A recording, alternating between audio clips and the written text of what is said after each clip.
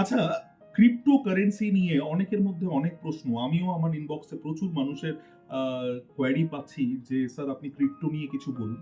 দেখুন আমি বেসিক্যালি একটা একাডেমি যেহেতু চালাচ্ছি এবং ভারতবর্ষের একটা বিখ্যাত একাডেমি যারা ক্রিপ্টোর উপরে মানুষকে আ অবগত করছে, তাদের শিক্ষা দিচ্ছে আইবিএস একাডেমি বলে, তাদের সাথেও আমি জড়িত। তো সেক্ষেত্রে as a certified financial planner আমার মনে হলো যে ক্রিপ্টো যেখানে আমাদের পৃথিবীর এখন অ্যাডভান্সড একটা ডিজিটাল অ্যাসেট টুল, যেখানে লক্ষ লক্ষ কোটি কোটি মানুষ ইনভেস্ট করছে, সেটা অ্যাকচুয়ালি কি, তার ব্যাপারে প্রচুর টিউটোরিয়ালস আপনি ইউটিউবে পাবেন, প্রচুর সোশ্যাল মিডিয়াতে পাবেন।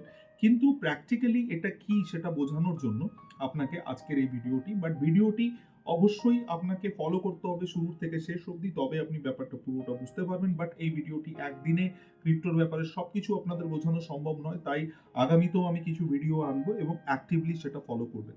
তবে এটুকু বলতে পারি, ক্রিপ্টো ট্রেডিং আজকে ভারতবর্ষে ভ্যালিড এবং প্রচুর মানুষ এই ক্রিপ্টো ট্রেড নিয়ে তারা অবশ্যই চিন্তা ভাবনা করছে, কেননা এটা আগামী প্রজন্মের সবথেকে বলতে পারেন একটা অ্যাডভান্সড ডিজিটাল টুল বা ইনভেস্টমেন্ট, যেখানে আপনি আপনার টাকাকে ভালোভাবে গ্রো করতে পারেন। তবে সবকিছুই একটা প্রমাণ সাপেক্ষ ব্যাপার এবং তার জন্য একটা বিশ্লেষণ দরকার, তার নলেজ দরকার। সেই নলেজটাই আমার কাজ আপনাকে অ্যাজ আ ফিন্যান্সিয়াল মেন্টর আপনাদেরকে দেওয়া এবং সমাজের কাছে তুলে ধরা। অনেকে ক্রিপ্টো নিয়ে রিউমার ছড়ায় যে এটা একটা জুয়া বা এটা এমন একটা বলতে পারেন আনকন্ট্রোলড একটা ট্রেড, যেখানে সরকার মধ্যস্থতা করতে পারে না বা কোনো ফিন্যান্সিয়াল রেগুলেটরি এর মধ্যে ইন্টারফিয়ারেন্স করতে পারে না। তবে এই প্রসঙ্গগুলো আমরা একটার পর একটা শিখবো, বুঝবো। তবে আজকে আপনাকে এটা এটুকু বলতে চাই, এটা একটা ডিজিটাল পেমেন্ট ইকোসিস্টেম, যেখানে আপনি ভার্চুয়ালি ডিজিটাল কারেন্সি যে কোনো দেশের বা যে কোনো জায়গার আপনি ডিজিটাল কারেন্সি কিনতে পারেন। তার জন্য একটা ডিজিটাল ওয়ালেটের প্রয়োজন হয় এবং এই পুরো মেকানিজমটা পিয়ার টু পিয়ার কনসেপ্টে হয়। এটা একটা ডিসেন্ট্রালাইজ মেকানিজম, যেখানে কোনো থার্ড পার্টির ইনভলভমেন্ট চলে না। এর জন্য প্রত্যেকটি ক্ষেত্রে ডেটা প্রিভেসি মেনটেন হয় এবং সমস্ত ট্রানজাকশন ডেটা লাইক সেন্ডার এবং রিসিভারের ডেটা এনক্রিপ্টেড ফর্মে একটা ডিজিটাল লেজারের মধ্যে জমা হয়। তবে এটার পিছনে একটা ইতিহাস আছে, সেই ইতিহাসটাই না হয় আজকে আপনাদেরকে শেয়ার করি। প্রথমত, ক্রিপ্টোকারেন্সির ইভলিউশন কিভাবে হয়েছিল সেটা জানতে গেলে আপনাকে জানতে হবে যে আমরা বিবর্তনের হাত ধরে বিভিন্ন সময় বিভিন্ন ধরনের কারেন্সির সাক্ষ্য থেকেছি। যেমন আমাদের দেশে প্রথম বার্টার সিস্টেম স্টার্ট হয়েছিল। এই বার্টার সিস্টেমে আমরা বিভিন্ন গুডস এক্সচেঞ্জ করতাম। একটা পণ্য কিনতে গেলে অন্য পণ্য দিয়ে সেটাকে এক্সচেঞ্জ করা হতো। সেটা যখন ফেল হলো, তখন তারপরে কুড়ি সিস্টেম আসলো। তখন আমরা কুড়ি দিয়ে আমরা বিভিন্ন জিনিস ক্রয় করতাম। তারপরে মুদ্রা সিস্টেম আসলো। অর্থাৎ আমরা বিভিন্ন সোনার মুদ্রা, রূপোর মুদ্রা, ব্রোঞ্জের মুদ্রা, এরকম বিভিন্ন ধাতু মুদ্রা দিয়ে আমরা কারেন্সি হিসেবে বিভিন্ন পণ্য কিনতাম। মানে গুডস বা সার্ভিসেস কিনতাম। তার পরবর্তীতে দেখবেন আমাদের প্রত্যেকটি দেশে একটা পেপার কারেন্সিকে রিকগনাইজ করা হলো, যেখানে সরকার তাকে একটা মূল্য ধার্য করলো এবং বিভিন্ন ধরনের আমাদের কারেন্সি আমাদের দেশে আসলো। যেমন আমাদের ভারতবর্ষে সেটা ইন্ডিয়ান রুপি, আজকে ইউএসএ তে যদি যান তারা ডলারে করছে, কোথাও পাউন্ডে হচ্ছে অন্য দেশে, এবং বিভিন্ন দেশে বিভিন্ন ধরনের মুদ্রাকে রিকগনাইজ করা হলো, তাকে বলতে পারেন যে লিগালি মনিটারি কারেন্সি হিসেবে তাকে রিকগনিশন দিল সরকার। বাট এই পেপার কারেন্সির পরেও দেখা গেল যে মানুষ এক জায়গা থেকে যখন অন্য জায়গায় যাচ্ছে, তখন সেই পেপার কারেন্সি ক্যারি করতেও প্রবলেম হচ্ছে।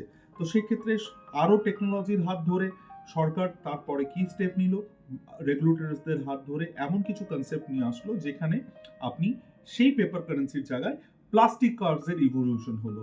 অর্থাৎ প্লাস্টিক কার্ড যখন আমাদের লাইফে এলো, like in the form of digital debit cards, আমরা বিভিন্ন ক্রেডিট কার্ডস আমরা হাতে পেলাম ফিজিক্যাল মোডে, আমরা এক দেশ থেকে অন্য দেশে ঘুরতে গেলে আমরা ট্রাভেল কার্ডস ইউজ করছি। সেখানেও আমরা থেমে থাকলাম না, আমরা দেখলাম যে কারেন্সি এক্সচেঞ্জেও আমাদের অনেক সময় এক দেশ থেকে অন্য দেশে গেলে হয়তো আমাকে কনভার্সন চার্জ দিয়ে সেখানে পয়সা দিয়ে আমাকে একটা গুডস বা সার্ভিসেসের ক্রয় করবার জন্য আপনার কারেন্সি এক্সচেঞ্জ চার্জ দিতে হচ্ছে।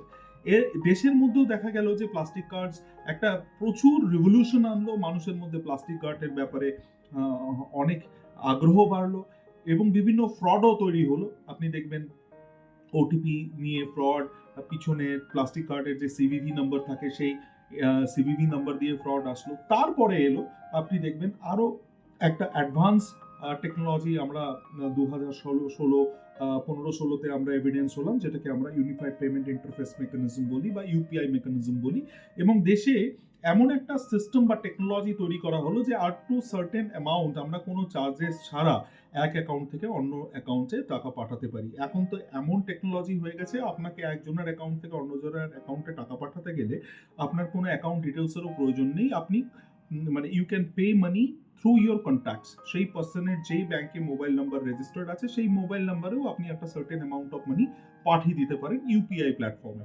বিভিন্ন ব্যাংক এখন ইউপিআই এর সাথে এই ইন্টারফেসের সাথে নিজেদেরকে ইন্টিগ্রেট করলো।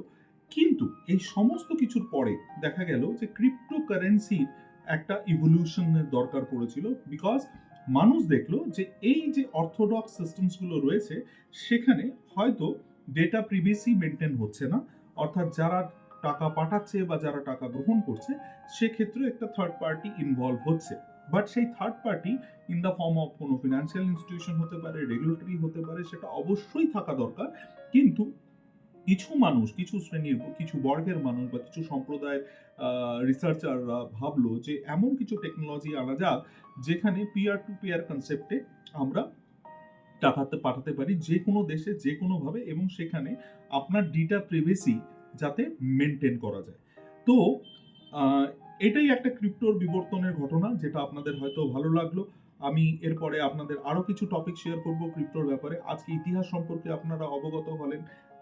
ক্রিপ্টো ভারতবর্ষে এখন as a legal tender approve হয়নি, বাট গভর্নমেন্ট এটাতে যেহেতু ট্যাক্স ইম্পোজ করেছে এবং সুপ্রিম কোর্টও এটাতে ট্যাক্স ইম্পোজ করাতে বেসিক্যালি এখন সরকার চাইছে যে কোনো নতুন রেগুলেটরি অ্যাক্ট নিয়ে আসা যায়, যাতে ক্যাপিটাল গেইন ট্যাক্স যেটা 30% সরকার নিচ্ছে সেটাকেও কন্ট্রোল করতে পারে। এবং মানুষের আগ্রহ যেভাবে ক্রিপ্টোর উপরে বাড়ছে ডে বাই ডে, তাতে আশা করছি ক্রিপ্টোর ভবিষ্যৎ আগামী দিনে আরো সুন্দর হতে চলেছে। তো ভালো থাকবেন। কেমন লাগলো ভিডিওটি? ভালো লাগলে অবশ্যই নিজেদের প্রিয়জনদেরকে শেয়ার করবেন, এবং আরো এরকম ইম্পর্টেন্ট এবং ইনফরমেটিভ তথ্য পেতে অবশ্যই এই পেজকে লাইক এন্ড ফলো করবেন। Thank you so much. ভালো থাকবেন, and God bless you all.